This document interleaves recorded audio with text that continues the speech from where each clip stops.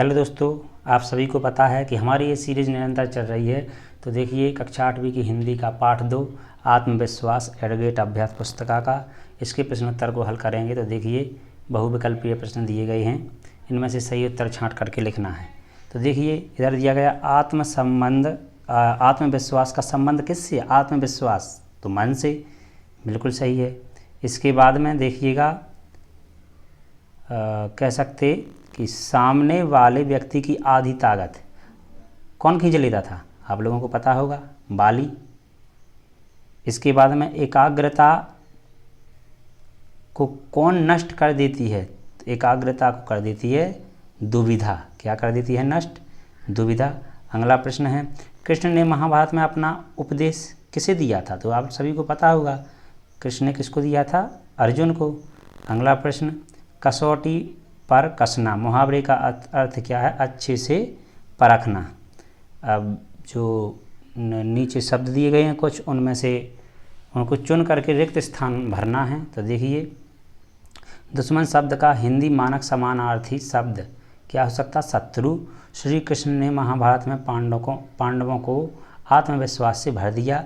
ज्योतिष शास्त्र के विद्वान को क्या कहते हैं? ज्योतिषी।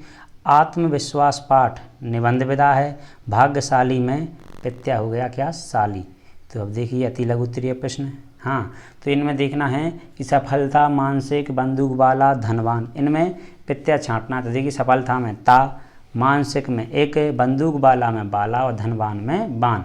विजयमाला, विजयमाला में कौन सा समास है? तो देखिए तत्पुरुष समास है। हमें किन लोगों से दूर रहना चाहिए?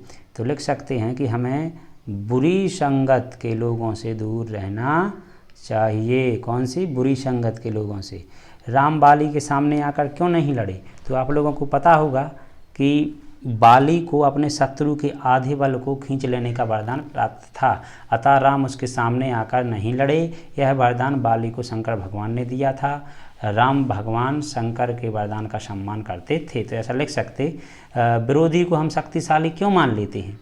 तो जब कोई विरोधी हमारे सामने आता है तो हम अपनी आत्महीनता से, कायरता से, आत्मविश्वास की कमी से विरोधी का और अपना बल तौले बिना ही उसे अपने से शक्तिशाली मान लेते हैं। तो ऐसा हमें कभी नहीं करना चाहिए कि विरोधी को हमें अपने से शक्तिशाली मान लेना चाहिए। हाँ, सफलता की, विजय की, उन्नति की कुंजी तो अविचल श्रद्धा ही है। मतलब इस वाक्य का भाव स्पष्ट करना है। तो लिख सकते इसको कि भाव हमारे अंदर उद्देश्य के प्रति अटूट विश्वास है तो निश्चय ही हम अपने उद्देश्य में सफल होंगे। किसी भी चुनौती पर विजय प्राप्त कर सकते हैं तथा लगातार उन्नति प्राप्त करते हैं। अतः अटूट श्रद्धा ही उपाय है सफलता का, संघर्ष में विजय का और जीवन में उन्नति प्राप्त करने का। तो ऐसा लिख लीजिएगा। तो लेखक के मित्र के गुणों पर प्रकाश डालते हुए बताइए कि हमें इससे क्या शिक्षा मिलती है।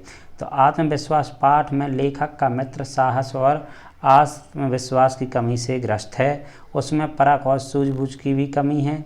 इससे हमें यह शिक्षा मिलती है कि किसी भी परिस्थिति को अच्छी तरह परख कर साहस और विवेक से सामना करना चाहिए। किसी भी प्रतियोगी परीक्षा में सफल होने के लिए क्या क्या जरूरी है? तो देखिए सबसे पहले तो होता है आत्मविश्वास। आत्मविश्वास के साथ साथ उसका अभ्यास करना चाहिए और उसके बारे में अधिक से अधिक जानकारी प्राप्त करना चाहिए।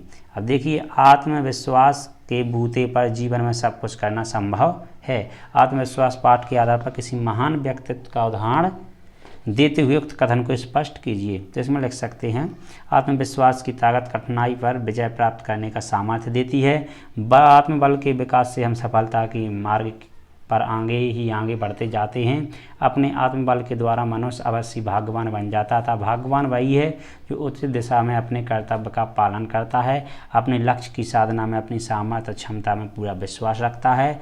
मन में सदा अच्छे शुभ विचारों को स्थान दीजिए, सफलता और सौभाग्य दोनों ही प्राप्त होंगे। इसके लिए उदाहरण है नेताजी सुभाष चंद्र बोस का उदाहरण है, जिन्होंने अपने जीवन में सिर्फ चुनौतियों को ही चुना है और सफलताओं के शिखर पर पहुंचते रहे हैं। तो उनमें अटूट आत्मविश्वास था। तो आशा है कि आपको वीडियो पसंद आया होगा। तो इसको अपनी एडगेट पुस्तिका में नोट कर लीजिए। और वीडियो पसंद आया है तो चैनल को सब्सक्राइब करना ना भूलें और लाइक करना भी ना भूलें। इस वीडियो को अपने दोस्तों के साथ शेयर ज़रूर कीजिएगा। जय हिंद, वंदे मातरम। दोस्तों मिलते हैं अगले वीडियो के साथ।